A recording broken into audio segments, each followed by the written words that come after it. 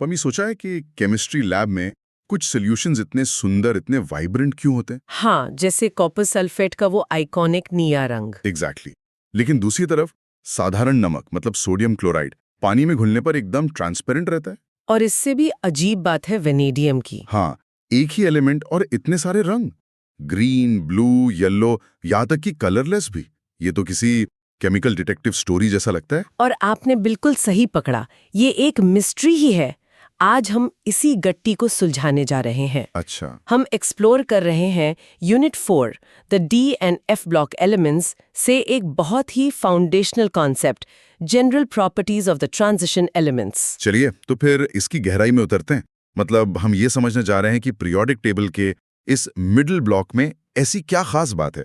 ये transition metals इतने versatile, इतने रंग बिरंगे और इतने जरूरी क्यों हैं? एग्जैक्टली। और ये सिर्फ इंडस्ट्रियल केमिस्ट्री की बात नहीं है, ये हमारी बायोलॉजी, हमारी टेक्नोलॉजी, हर जगह है। इनकी प्रॉपर्टीज समझना एक तरह से दुनिया को केमिकल लेवल पर समझना है। तो इस केमिकल डिटेक्टिव स्टोरी का सबसे पहला और सबसे बड़ा क्लू क्या है? मतलब इन ट्रांजिशन मेटल्स में ऐसा क्या है जो एस ब्लॉक या पी ब्लॉक के एलिमेंट्स में नहीं है? बिल्कुल, सिंपल भाषा में कहूं तो इनके पास एक सीक्रेट वेपन है। Secret weapon? हाँ, एक्सेसिबल डी इलेक्ट्रॉन्स जो बॉन्डिंग में हिस्सा ले सकते हैं। और इसी एक चीज की वजह से इनमें वो 5 सिग्नेचर बिहेवियर्स दिखते हैं। Multiple oxidation states, coloured compounds, magnetism, वो सब। बिल्कुल, multiple stable oxidation states, coloured compounds, paramagnetic behaviour, complex formation और कैटालिटिक एक्टिविटी। ये थोड़ा टेक्निकल साउंड कर रहा है। इसे आम जिंदगी के एग्जाम्पल से कैसे समझें? जरूर। ऐसे सोचिए कि मेन ग्रुप एलिमेंट्स जैसे सोडियम एक ऐसे इंसान की तरह है जिनका जॉब टाइटल एकदम फिक्स्ड है। जैसे एक अकाउंटेंट? परफेक्ट, एक अकाउंटेंट। वो हमेशा एक ही काम करेगा, एक इलेक्ट्रॉन देकर Na+ आयन बनाएगा। रोल बिल्कुल फिक्स्ड। ठीक है। लेकिन ट्रांजिशन मेटल्स जैसे आयरन एक मल्टी स्किल्ड फ्रीलांसर की तरह है। अच्छा, मतलब वो सिचुएशन के हिसाब से अलग अलग रोल ले सकता है। बिल्कुल। वही आयरन कभी एक प्रोजेक्ट में +2 जॉब करता है तो कभी दूसरे प्रोजेक्ट में +3। उसके पास फ्लेक्सिबिलिटी है। तो ये तो हुई ऊपर की बात। अब पार्टिकल लेवल पे क्या हो रहा है? इस मल्टी स्किल्ड वर्कर के पास ऐसा क्या है जो अकाउंटेंट के पास नहीं है? पार्टिकल लेवल पर इनके पास होते हैं partially field D orbitals. Partially field D orbitals? हाँ, आप इन ऑर्बिटल्स को उस वर्कर के टूल बॉक्स की तरह समझ सकते हैं। मेन ग्रुप एलिमेंट्स के पास या तो टूल बॉक्स खाली है या पूरा भरा हुआ है, लेकिन ट्रांजिशन मेटल्स का टूल बॉक्स आधा भरा है। अच्छा, उसमें कुछ टूल्स हैं और कुछ जगह खाली भी है। एग्जैक्टली। और इसी आधे भरे टूल बॉक्स से सारा फर्क पड़ता है। कैसे? देखिए, इसकी वजह से इलेक्ट्रॉन्स आसानी से निकाले जा सकते हैं। मतलब variable oxidation states. Tool box में जो अकेले पड़े अनपेयर्ड टूल्स हैं यानी अनपेयर्ड इलेक्ट्रॉन्स, वो इन्हें मैग्नेटिक प्रॉपर्टीज देते हैं। और जो खाली जगह है? उस खाली जगह में दूसरे मॉलिक्यूल से इलेक्ट्रॉन पेयर्स एक्सेप्ट करके कॉम्प्लेक्सेस बना सकते हैं। ये सारी फ्लेक्सिबिलिटी उसी आधे भरे टूल बॉक्स की देन है। तो अगर इसे एक ऑफिशियल डेफिनेशन में बांधना हो एग्जाम के लिए? हाँ, ये सबसे इंपॉर्टेंट लाइन है, इसे ध्यान से समझना होगा। बताइए। Transition elements are characterized by the presence of partially filled d orbitals in their ground state or their common oxidation states, leading to their signature properties like variable oxidation states, colored compounds, paramagnetism, complex formation, and catalytic properties. इसमें एक आम गलतफहमी क्या होती है? कोई ऐसी चीज जो लोग अक्सर गलत समझ लेते हैं? लोग अक्सर सोचते हैं कि इनका रंग बिरंगा होना कोई एक्सेप्शन है, कोई अनोखी बात है। हाँ, मतलब स्पेशल केस है। राइट। लेकिन डी ब्लॉक की दुनिया में कलरफुल होना ही रूल है। जिस भी ट्रांजिशन मेटल कंपाउंड में ये पार्शली फिल्ड डी ऑर्बिटल्स होंगे, वो कलर्ड होगा। इस दुनिया में कलरलेस होना एक एक्सेप्शन है। मुझे ये मल्टी स्किल्ड वर्कर वाली एनालॉजी बहुत सही लग रही है। इससे चीजें काफी क्लियर हो जाती हैं। इसको थोड़ा और आगे बढ़ाते हैं। What's fascinating here is हम इनकी हर प्रॉपर्टी को इस एनालॉजी से मैप कर सकते हैं। सोचिए, हमारा मल्टी स्किल्ड वर्कर एक प्रोजेक्ट साइट पर है। ठीक है। पहली प्रॉपर्टी, वेरिएबल ऑक्सीडेशन स्टेट्स। ये वर्कर प्रोजेक्ट की डिमांड के हिसाब से कभी जूनियर इंजीनियर +2 स्टेट का काम कर लेता है तो कभी सीनियर इंजीनियर +3 स्टेट का। स्किल्स को घटा बढ़ा सकता है। अंडरस्टूड। और रंगों का क्या? कलर्ड कंपाउंड्स कैसे फिट होते हैं इसमें? दूसरी प्रॉपर्टी, कलर्ड कंपाउंड्स। जब इस वर्कर पर रोशनी यानी एनर्जी पड़ती है तो वो एक्साइट होकर एक लेवल से दूसरे लेवल पर जंप करता है। ओके। इस जंप के लिए वो रोशनी का एक हिस्सा अब्जॉर्ब कर लेता है। जो रोशनी बचकर हमारी आंखों तक पहुंचती है, हमें वही रंग दिखता है। इस प्रोसेस को डी ट्रांजिशन कहते हैं। एक मिनट, डी ट्रांजिशन, इसका मतलब बस इतना है कि एक इलेक्ट्रॉन अपने ही डी ऑर्बिटल के एक कमरे से उठकर थोड़ी ज्यादा एनर्जी वाले दूसरे कमरे में चला जाता है। बिल्कुल सही समझा आपने। और इस छलांग के लिए जो लाइट एनर्जी लगी वो गायब हो गई और बची हुई लाइट हमें दिख गई। Exactly, it's as simple as that. अब तीसरी प्रॉपर्टी, कॉम्प्लेक्स फॉर्मेशन। हमारा वर्कर इतना स्किल्ड है कि वो दूसरे वर्कर्स, जिन्हें हम लिगेंड्स कहते हैं, से उनके टूल्स मतलब इलेक्ट्रॉन पेयर्स उधार लेकर अपने खाली टूल बॉक्स में रख सकता है और एक पूरी टीम यानी कॉम्प्लेक्स बना सकता है। समझ गया। और कैटालिटिक एक्टिविटी मतलब रिएक्शंस को तेज करना। यहाँ वो एक प्रोजेक्ट मैनेजर की भूमिका में आ जाता है। अच्छा, वो दो अलग-अलग आलसी वर्कर्स मतलब रिएक्टेंट्स को अपने पास बुलाता है, उन्हें आपस में मिलवाता है, उनका काम आसान करवाता है और जैसे काम पूरा होता है वो उन्हें भेजकर खुद पहले जैसा हो जाता है। उसने रिएक्शन को एक नया आसान रास्ता दे दिया। बिल्कुल। कमाल है ना कि ये सारी खास बातें बस एक ही चीज से आ रही हैं, पार्शियली फिल्ड डी ऑर्बिटल्स। लेकिन ये कॉन्सेप्ट केमिस्ट्स ने बनाया ही क्यों? इसके बिना क्या नहीं समझ आ रहा था। If we connect this to the bigger picture, तो इस एक कॉन्सेप्ट के बिना केमिस्ट्री का एक बहुत बड़ा हिस्सा एक पहेली था। जैसे हम ये नहीं समझ पा रहे थे कि कॉपर सल्फेट नीला क्यों है पर जिंक सल्फेट कलरलेस क्यों है, या आयरन एक बेहतर कैटलिस्ट क्यों है लेकिन सोडियम नहीं। अच्छा।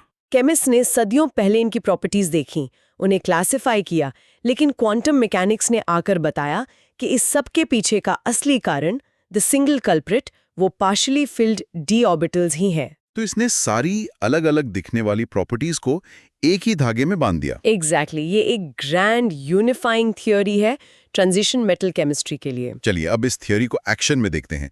लैब के अंदर या हमारी दुनिया में इसका सबसे साफ सबूत कहाँ मिलता है? सबसे ड्रामेटिक सबूत तो वेनेडियम के सॉल्यूशंस का कलर चेंज है। अच्छा, वो जो आपने शुरू में बताया था। हाँ, अगर आप एक टेस्ट ट्यूब में वेनेडियम का कंपाउंड लें और उसे केमिकली रिड्यूस या ऑक्सीडाइज करें, तो आप अपनी आंखों के सामने उसे अलग-अलग ऑक्सीडेशन स्टेट्स में जाते हुए देखेंगे। मतलब सॉल्यूशन V5+ स्टेट में शायद येलो हो, फिर V4+ में नीला मतलब ब्लू, फिर V3+ में हरा ग्रीन और V2+ में वायलेट। वाओ, एक ही टेस्ट ट्यूब में रेनबो जैसा इफेक्ट। एग्जैक्टली। और ये रंग बदलना इस बात का जिंदा सबूत है कि हर बार इलेक्ट्रॉन डी ऑर्बिटल से निकल या जुड़ रहे हैं। हर ऑक्सीडेशन स्टेट का अपना अलग डी इलेक्ट्रॉन कॉन्फ़िगरेशन है और इसलिए अपना अलग रंग है। ये तो हुआ लैब का एग्जाम्पल। टेक्नोलॉजी में इसका कोई ऐसा इस्तेमाल जो हमारी जिंदगी पर सीधा असर डालता हो? शायद सबसे बड़ा एग्जाम्पल है हैबर प्रोसेस में आयन का एज अ कैटलिस्ट इस्तेमाल होना। N2+3H2 gives 2NH3। हाँ, इससे अमोनिया बनता है, जिससे आगे चलकर फर्टिलाइजर्स बनते हैं। ठीक है, फर्टिलाइजर्स। लेकिन इसका असर कितना बड़ा है? इतना बड़ा कि दुनिया की लगभग आधी फूड सप्लाई इसी प्रोसेस पर डिपेंड करती है। आधी food supply? That's huge. It is. अगर आयन एक कैटलिस्ट की तरह काम न करे तो ये रिएक्शन इतना स्लो होगा कि हम इतने बड़े पैमाने पर फर्टिलाइजर बना ही नहीं पाएंगे। आयरन के डी ऑर्बिटल्स वही प्रोजेक्ट मैनेजर वाला काम करते हैं। मतलब हमारी प्लेट में जो खाना है उसके पीछे भी एक ट्रांजिशन मेटल की कैटालिटिक प्रॉपर्टी का हाथ है। बिल्कुल। और कार्स के कैटालिटिक कन्वर्टर्स में प्लैटिनम और पैलेडियम पोल्यूशन कम करते हैं। और तो और हमारे शरीर में भी इसका एक बहुत जरूरी रोल है। शरीर में? कहाँ? हमारे खून में हीमोग्लोबिन। अच्छा, हीमोग्लोबिन। हीमोग्लोबिन का जो सेंट्रल एटम है वो आयरन है, Fe। आयरन का एटम यहाँ भी अपने मल्टी स्किल्ड वर्कर वाले नेचर का इस्तेमाल करता है। कैसे? वो लंग्स में ऑक्सीजन को पकड़ता है, एक कॉम्प्लेक्स बनाता है, उसे पूरे शरीर में ट्रांसपोर्ट करता है और टिश्यूज तक पहुंचकर जरूरत के हिसाब से उसे छोड़ देता है। ये फ्लेक्सिबिलिटी बहुत जरूरी है। अगर आयरन की जगह कोई S ब्लॉक का फिक्स्ड रोल वाला एलिमेंट होता तो वो या तो ऑक्सीजन को पकड़कर छोड़ता ही नहीं या पकड़ता ही नहीं, लाइफ पॉसिबल नहीं होती। अब एक ऐसी बात जो सुनने में थोड़ी अजीब लगे, पीरियोडिक टेबल में जिंक मतलब Zn वो भी डी ब्लॉक में ही रहता है, तो इस हिसाब से उसे भी तो कॉपर की तरह कलरफुल और वर्सेटाइल होना चाहिए। सही पॉइंट है। लेकिन जिंक सल्फेट तो हमेशा सफेद या कलरलेस होता है, ऐसा क्यों? वो इस फैमिली का होकर भी फैमिली जैसा बिहेव क्यों नहीं करता? This raises an important question, और ये एक परफेक्ट एग्जाम्पल है जो कॉन्सेप्ट को पूरी तरह क्लियर कर देता है।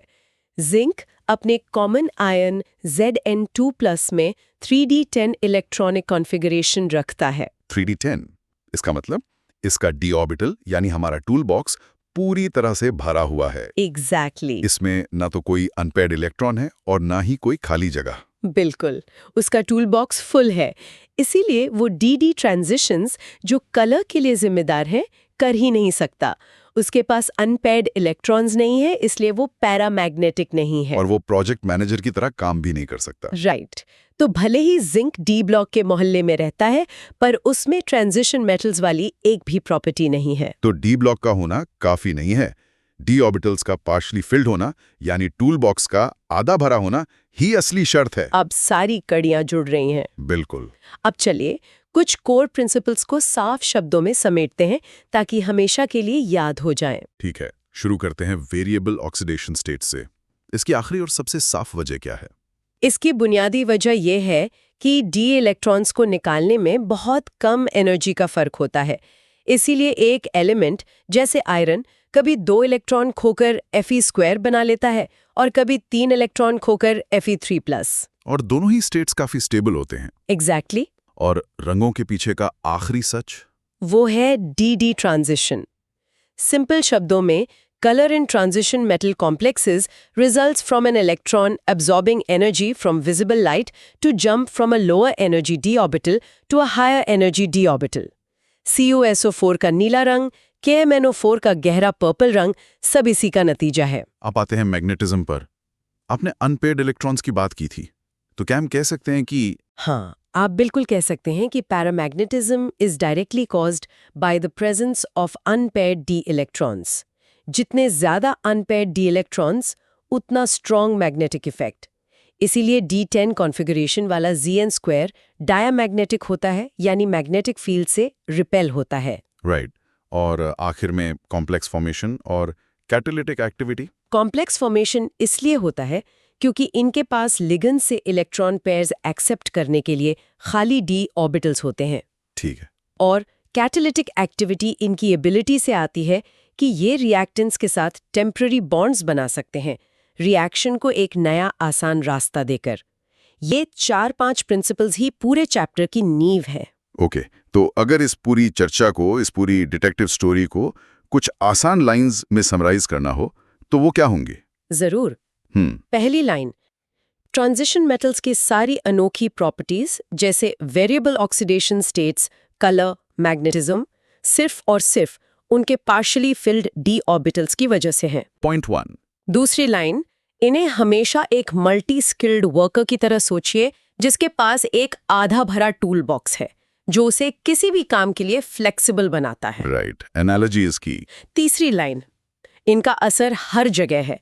हैबर प्रोसेस में आयन कैटलिस्ट की तरह काम करके दुनिया का पेट भरने से लेकर हमारे खून में हीमोग्लोबिन बनकर हमें जिंदा रखने तक। ओके। और चौथी लाइन, याद रखें सभी D block elements transition properties नहीं दिखाते।